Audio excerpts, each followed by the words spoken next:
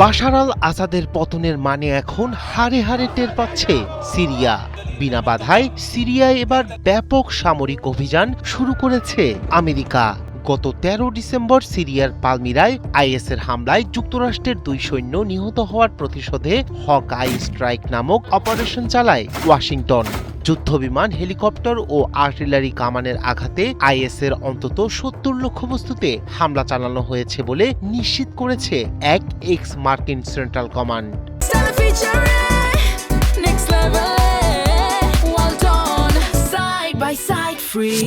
স্থানীয় সময় শুক্রবার ট্রাম্প প্রতিশোধমূলক হামলার কথা স্বীকার করে বলেন, সামরিক অভিযানে সমর্থন দিয়েছে সিরিয়ার নতুন সরকার।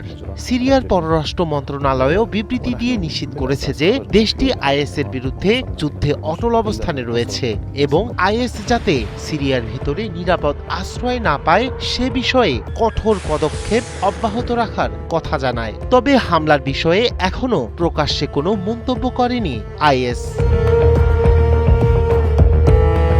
সিরিয়ায় ইসলামিক স্টেট আইএসের ডজন খানেক লক্ষ্যবস্তুতে বড় ধরনের হামলা চালিয়েছে মার্কিন সামরিক বাহিনী। মার্কিন কর্মকর্তারা জানান, তাদের সেনাদের উপর হামলার প্রতিশোধ হিসেবেই চালানো হয়েছে এই অভিযান। গত কয়েক মাস ধরে যুক্তরাষ্ট্রের নেতৃত্বাধীন জোট সিরিয়ায় আইএস সন্দেহভাজনদের লক্ষ্য করে বিমান হামলা ও স্থল অভিযান চালিয়ে আসছিল, যেখানে প্রায়ই অংশ নিয়েছে সিরিয়ার নিরাপত্তা বাহিনীরাও।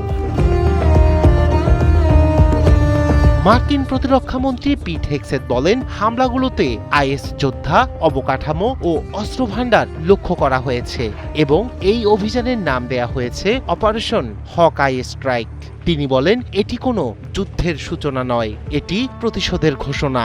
শত্রুদের দমনে এমন অভিযান অব্যাহত রাখারও ঘোষণা দেন পিট হেগসেথ। এদিকে সিরিয়ার সরকার এই হামলাগুলো পুরোপুরি সমর্থন করেছে এবং তার প্রশাসন খুব কঠোর প্রতিশোধ নিচ্ছে বলেও জানান মার্কিন প্রেসিডেন্ট। আর মার্কিন কর্মকর্তারা জানান, মধ্য সিরিয়া জুড়ে ৭০টিরও বেশি লক্ষ্যবস্তুতে এই হামলা চালানো হয়েছে। এতে F-15 ও A-10 যুদ্ধবিমান, অ্যাপাসি হেলিকপ্টার এবং হিমার্স রকেট সিস্টেম ব্যবহার করা হয়। অন্যদিকে ইসলামিক স্টেটের বিরুদ্ধে দৃঢ় অঙ্গীকার পুনর্ব্যক্ত করেছে সিরিয়া। বর্তমানে সিরিয়ার সরকার পরিচালিত হচ্ছে সাবেক বিদ্রোহীদের দ্বারা, যারা ১৩ বছরের গৃহযুদ্ধের পর গত বছর প্রেসিডেন্ট বাশার আল আসাদকে ক্ষমতাচ্যুত করে। এই সরকারে রয়েছেন সাবেক আল কায়েদা শাখার সদস্যরাও, যারা পরবর্তীতে সংগঠনটি ছেড়ে ইসলামিক স্টেটের সঙ্গে সংঘর্ষে জড়ায়। ইসলামিক স্টেটের বিরুদ্ধে আমেরিকার নেতৃত্বাধীন জোটের সাথে সহযোগিতা করে আসছে দামেস্কো।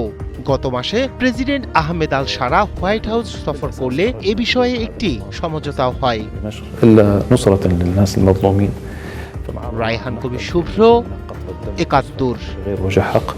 وأن يذهب هذا الدم سدى دون محاسبة أو عقاب.